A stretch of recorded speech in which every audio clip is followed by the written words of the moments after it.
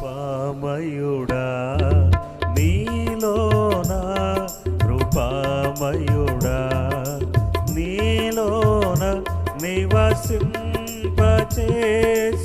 నందునా ఇదిగో నా స్తుతుల సింహాసనం నీలో నివసింపచేసి నందునా ఇదిగో నా స్తుతుల సింహాసనం కృపామయుడా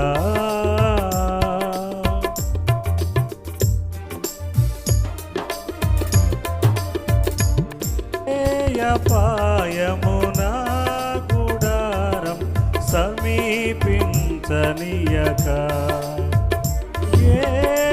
పాయము నా గుడారం సమీపించనీయక నా మార్గము నన్నిటిలో నీవే ఆశ్రయమైనందున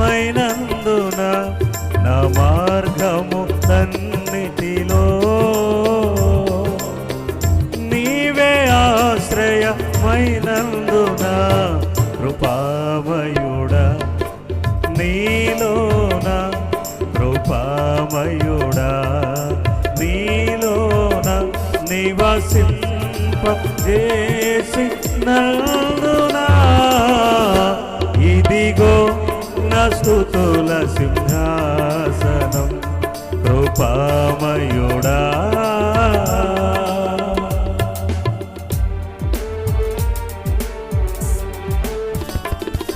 చీకటి నుండి వెలుగులోనికి నన్ను పిలచిన తేజోమయా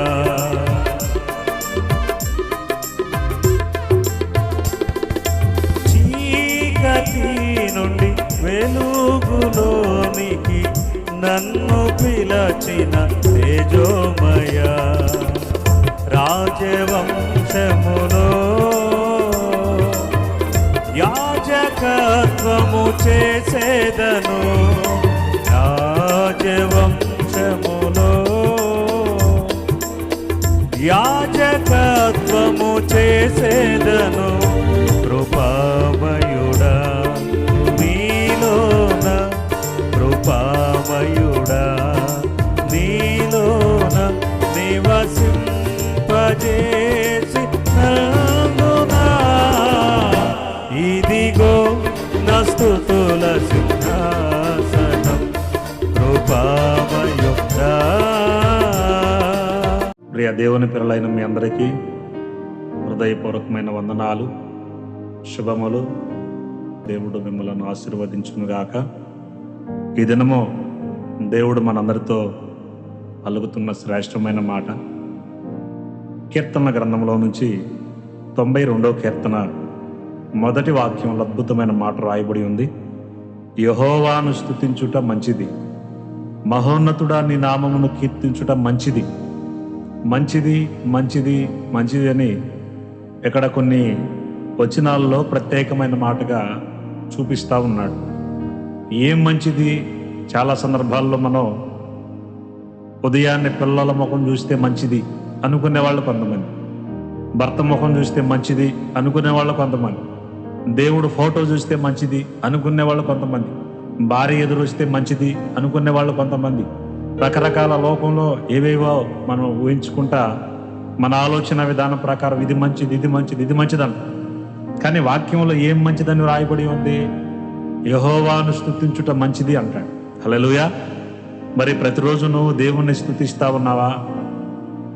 అన్నిటిలో మంచిది మంచిదని నువ్వు అనుకుంటున్నటువంటి మంచిలో నువ్వు పొందిన మేలు తక్కువ, కానీ నువ్వు అనుకుంటున్నావు మంచిది నేను మేలు పొందుతున్నానని, కానీ అక్కడ మేలు లేదు.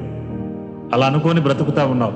కానీ నిజముగా నీ జీవితంలో దేవుణ్ణి స్తుతించుట మొదలుపెట్టు, ప్రారంభించు. దేవుని స్తుతిస్తే ఆ స్తుతి చేయుట మంచిది. అదే కదా అంటాడు, యెహోవాను స్తుతించుట మంచిది, దేవుణ్ణి హెచ్చించుట మంచిది. అంతేగాని మనుషుల ముఖం చూస్తేనో ఇంట్లో వాళ్ళ ముఖం చూస్తేనో ఇంట్లో వాళ్ళు ఎదురొస్తేనో మంచిది కాదు, ఏమవదు. కానీ మంచిది ఎప్పుడయ్యా అంటే నీ జీవితంలో దేవుణ్ణి స్తుతించినప్పుడు మంచిది. దైవజనుడు అన్నాడు, స్తుతి నీ స్థితిని మారుస్తుంది అని. ఉదయాన్నే లేచి నీ పడక పక్కనే మోకాళ్ళుని దేవుని ప్రతిరోజు స్తుతించడం నేర్చుకో. నీ పరిస్థితులను ఎలా ఉన్నా చూడొద్దు, వాటిని లక్ష్య పెట్టొద్దు. నువ్వే స్థితిలో ఉన్నా చూడు, ఎలాంటి విధి విధానాల్లో ఉన్నా పట్టించుకోకుండా వేకునే లేచి మోకాళ్ళుని ప్రభువును స్తుతించడం నేర్చుకో. బైబిల్ గ్రంథంలో చాలా మంది భక్తులు స్తుతించారు. వారు విశ్వాసంతో స్తుతించిన దానిని బట్టి దేవుడు అద్భుత కార్యాలు, ఆశ్చర్య కార్యాలు వేశాడు. ఈరోజు నువ్వు మంచిది అనుకొని లోకంలో జరిగే పరిస్థితుల వైపు పరిగెడుతున్నావు, కానీ నువ్వు అనుకునేటువంటి మంచి వలన నువ్వేం పొందుకోలేకపోతున్నావు. యెహోషువ ఉన్నాడు, దేవుని స్తుతించాడు, బలమైన కార్యం చూశాడు. యెహోషాపాతు ఉన్నాడు, దేవుని స్తుతించే వాళ్ళని నిలపరుచుకున్నాడంట. దేవుని స్తుతించి యుద్ధంలో జయాన్ని పొందాడు. అట్లా దావీదు ఉన్నాడు బైబిల్ గ్రంథంలో. దావీదుకు స్తుతించుట అంటే ఇష్టం. అట్లా దేవుణ్ణి స్తుతించుట వాళ్ళ జీవితాలలో ఒక మంచి అలవాటుగా చేసుకొని దేవునికి ఇష్టంగా నడవడానికి ప్రయత్నం చేశారు. అద్భుతమైన ఆశ్చర్య కార్యాలు వాళ్ళ జీవితాల్లో చూశారు. ఈరోజు మరెందుకు ఆలస్యం? నువ్వు కూడా ఈ దినం నుంచే ప్రభువును స్తుతించుట ప్రారంభించు. నువ్వు స్తుతించడం ద్వారా నువ్వు ఖచ్చితంగా దేవుని కార్యాలు చూస్తావు. స్తుతించడం ద్వారా నీ స్థితి మారిపోతుంది. చింతించడం మాని స్తుతించుట ప్రారంభించు. హల్లెలూయా. చింతించుట మాను, స్తుతించుట మొదలుపెట్టు. పౌలు శీలను తీసుకుని వెళ్ళి చెరసాల్లో వేశారు.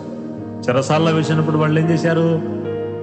అర్ధరాత్రి వేళ లేచి కీర్తనలు పాడుచు ప్రభువును స్తుతించుచుండిరి, ప్రార్థించుచుండిరి.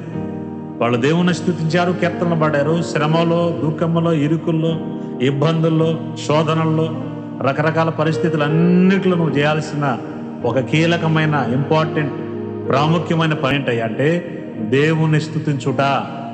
దేవుని స్తుతించుట అనేది ప్రాముఖ్యమైన పని తీసుకో. నీ జీవితంలో తిరుగులేని కృప పొందుకుంటాం. దైవజన లేసన్న గారికి దేవుడు ఆయనకి ఇచ్చిన కృప, ఆయన ఎక్కువగా దేవుణ్ణి స్తుతించేవాడు. దేవుని స్తుతిలో ఆయన పాటలన్నీ కూడా స్తుతికి సంబంధంగా ఉంటాయి, స్తుతికి దగ్గరగా ఉంటాయి. కాబట్టి కృపామయుడా నీలోన అనే పాట కూడా, ఇదిగో నా స్తుతుల సింహాసనం. చూసావా, దేవుణ్ణి స్తుతిస్తే ఎంత మంచిది.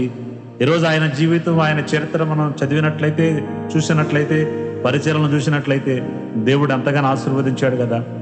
దేవుని స్తుతించిన వాళ్ళని దేవుడు విడిచిపెట్టలేదు, కృపతో నింపాడు.